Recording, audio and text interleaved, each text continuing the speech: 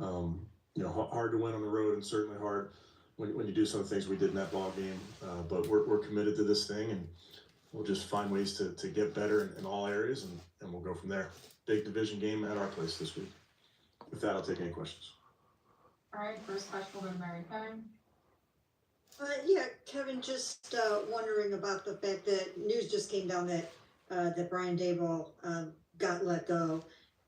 Just wondering, I mean, I know you know Brian, and I know how you felt like when it happened to Brian Callahan.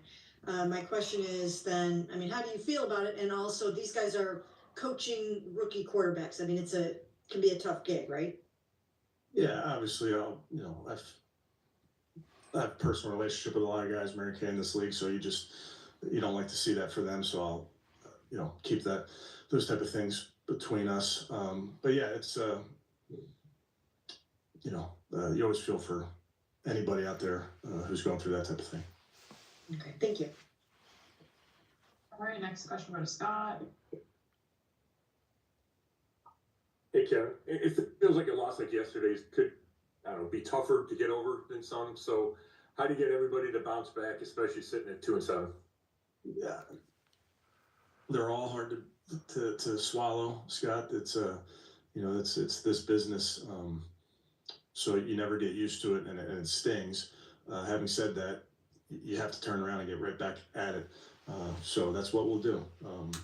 We got to quickly learn from it, and then, like I said, you guys move forward to a division game at our place. And when you go back and look at those 2 kick returns for touchdowns, what stands out, and then what changes can you make to special teams? Because it's happened before. Yeah, obviously, not good enough. We can be way, way better than that. Some of these big ones, you got to get the guy on the ground and limit, what could be a bad return for you, but get him on the ground for a gain of 20 or whatever it is. So frustrating for those balls to go the other way on us, and we'll look at them and learn from them and understand how we can be better in a technique sense. And then we'll look at how we can move our guys around to make sure we got guys in the right spots, and like we always do. But yeah, that's tough to win on the road, tough to win a football game, giving up those 2 returns. Thanks. All right, next we'll go to Jeff. Kevin, I'm going to ask you about those returns too. How do you stay confident in Bubba Ventrone when it has been a problem all year? Yeah, listen, I have a ton of faith in Bubba. I have a ton of faith in our special teams. We have to be better. That's the case. There are ways that we can try to be better, but it's definitely we'll continue to coach our guys hard. We'll continue to give them the techniques to use. But I trust our guys. I trust that we'll get back to work. Do you have to make changes on those coverage units? I think throughout the game, Jeff, and throughout the season, you're always making changes with guys, and depending on who's available to you in a given game. So we'll always look at those things. All right, thank you. Okay, next we'll go to Daryl. Yeah, Kevin, just what progress have you seen from Dylan start 1 to start 5? What areas have you seen drastic improvement? Well, I think with young quarterbacks, Daryl, it's understanding that there's going to be ups and downs. Can Dylan play better? Yes, he can. Can we play better around him? Yes, we can. Can we coach him better? Yes, we can. So I understand the question, but I just trust that our young players at every position, and certainly at the quarterback position, are guys that are going to work their tails off to get better every single day. And Jimmy Haslam said during training camp that you knew that seeing both young quarterbacks at some point this season was important. So just where is Shedeur at as far as his development, and do you have a timetable of when you would take a look at him? Yeah, I don't think it's fair to speculate, Daryl.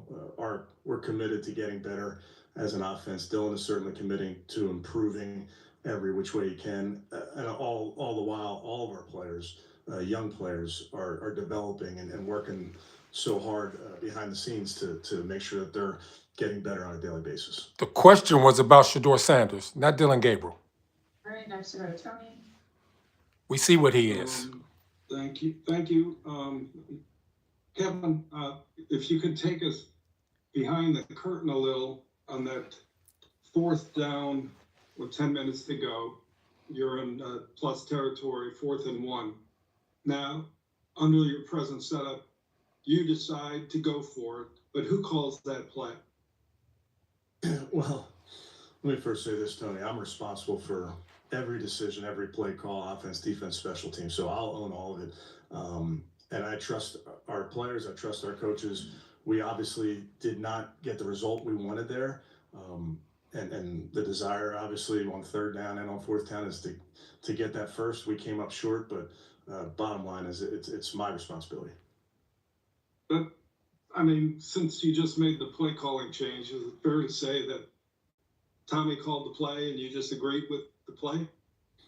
Yeah, I'm not going to go behind the curtain all the way, Tony. Just to tell you, I trust Tommy, just like I trust Jim.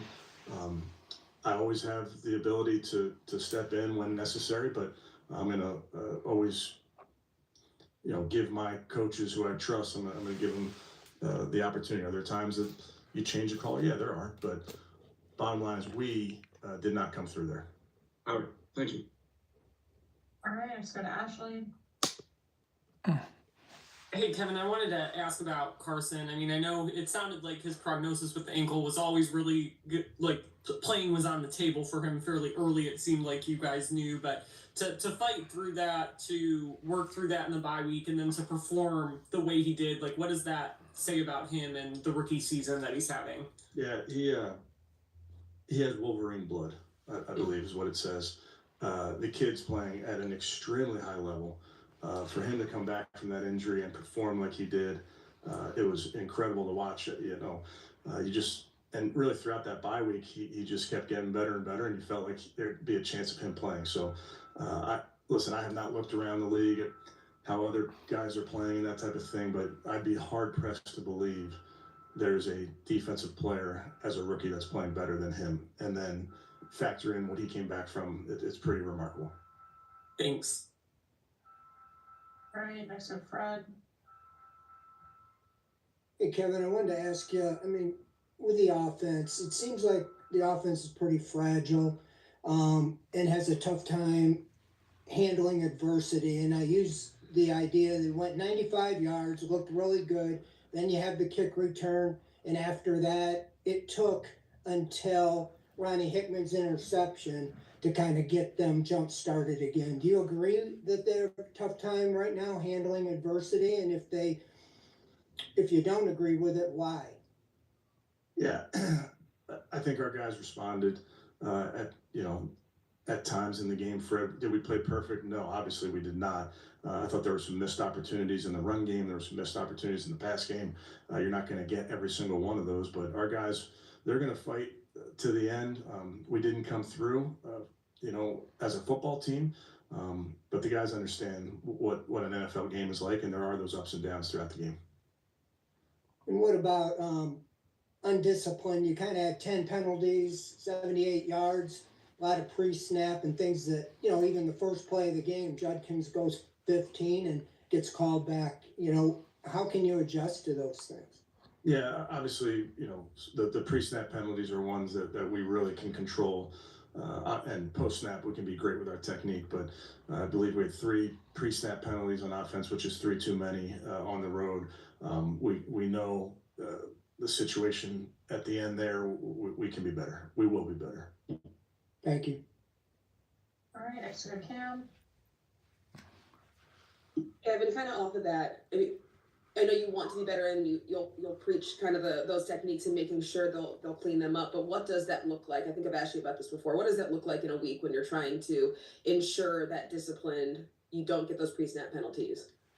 Well, I think you emphasize it every week, like we do with the players in all meetings out on the practice field, and we talk about avoiding the avoidable ones, which are those pre-snap penalties, and making sure you're in the right formation, making sure you're not jumping off sides and those type of things. So we obviously we're not good enough in that area last week, and we will make sure that we emphasize it again, and make sure that it's something that's a strength of ours, and particularly it should be at home.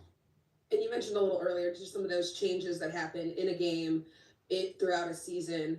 Dylan Gabriel brought up the phrase, if you keep doing the same things and don't change anything, it's the definition of insanity. Do you feel that you as a coach and this team has changed enough to create actual results on the field, or is there more that you need to change to turn this thing around? Yeah, bottom line, Cam, is we need to play better football on all three sides of the ball. And we're going to start doing that this week at home, division opponent. Thanks. All right, next, Joe.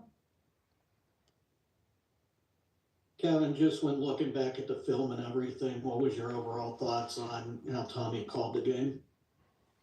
Yeah, I think you guys will have a chance to talk to Tommy this week. I thought we had some opportunities there. We weren't perfect in any facet, so certainly weren't perfect on offense, but plenty to build off of. And then just dovetailing off Cam and asking about things getting fixed during the week on pre-snap penalties and stuff. When you guys have the officials in for practices during the week, can you ramp that up with maybe them calling things a little bit closer than what they might normally do in terms of maybe preventing that? Yeah, I'm comfortable with how we structure that part of practice. It's a point of emphasis for our football team, and it will continue to be a point of emphasis. Okay, thanks. All right, next go back to Scott. Kevin, going back to the 4th and 1, what should have happened there, or what went wrong that you weren't able to execute? Yeah, obviously, first thing I tell you, Scott, is you give them credit. They did a good job, good defensive call versus what we were doing. Tried to get into a different formation and go quickly, but they did a nice job. And then going back to Carson, there was one pretty big play where he wound up without a helmet on. Should that have been a penalty on that screen for a touchdown? Or what did you see when you looked at that? Yeah. Listen, they made a good play call. We got to try to get that guy on the ground no matter what. All right, thanks.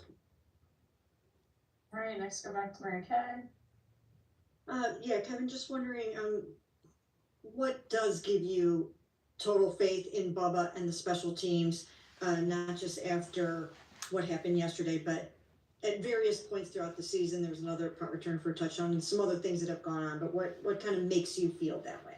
Yeah, I think I get to watch our coaches coach. I get to watch our guys work, Mary Kay. We need to improve. We understand that. Those two returns yesterday are really disappointing, and our guys understand, everybody's role that we play in this thing, so we'll get it fixed. All right, we'll go to Tony. Okay. Can you hear me? Yep. My weekly question, would Deshaun Watson be cleared to practice this week? Yeah, I'm not sure if that's what we're doing. Okay. And this was your first game this year, not calling plays. Did you do anything differently from last year when you were in this position? No. Obviously my role is to make sure everybody's in position to succeed, and I'll continue to look for ways to do that. Okay. All right, and last one from Daryl. Yeah, Kevin, I wanted to ask you about that 4th and 4. Cam getting called off sides there. On TV, it looked like you were yelling the situation not to jump. The announcers were talking about it. Just where's your frustration level go when it's such a critical point in the game where you're trying to get the ball back in the last minute, so you at least have a chance, and a major mental mistake happens in such an obvious situation?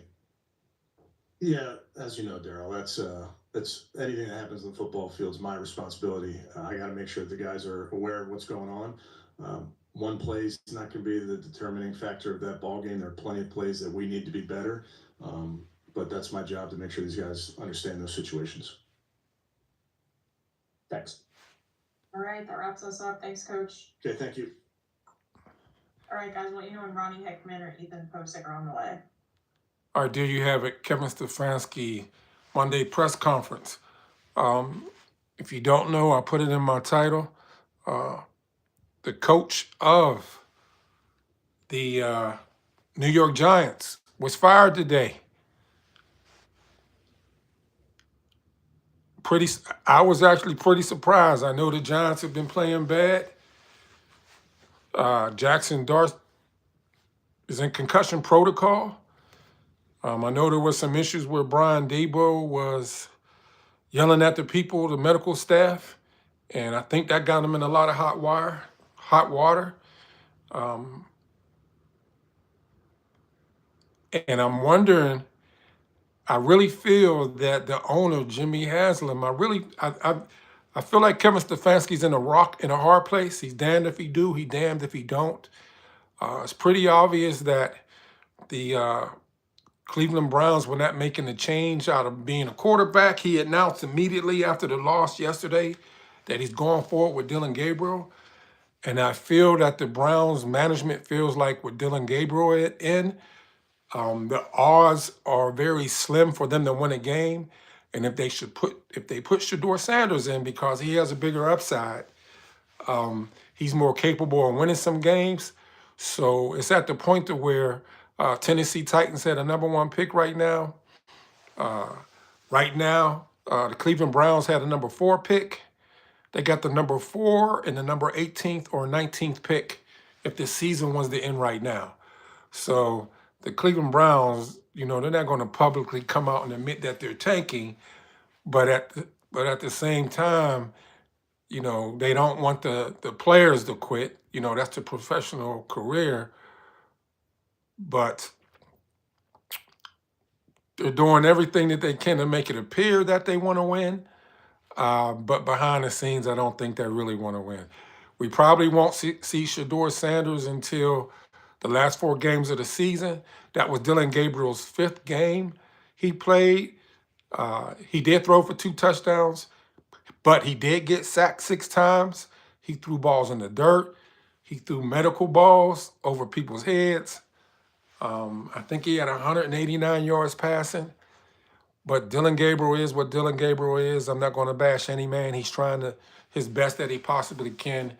But from these games of 5 games, he is not an NFL starting quarterback. I wish the best for him. And then if ShedeurSanders ever gets the opportunity this year, it'll be pretty exciting. I do know it'll give the team a boost because everybody, those who are ShedeurSanders supporter, would like to see him get out on the field. But we'll see whenever that occurs. If you like the content, please hit that thumbs up button so it'll push out this live feed on my small channel out in the YouTube algorithm. Y'all have a blessed day.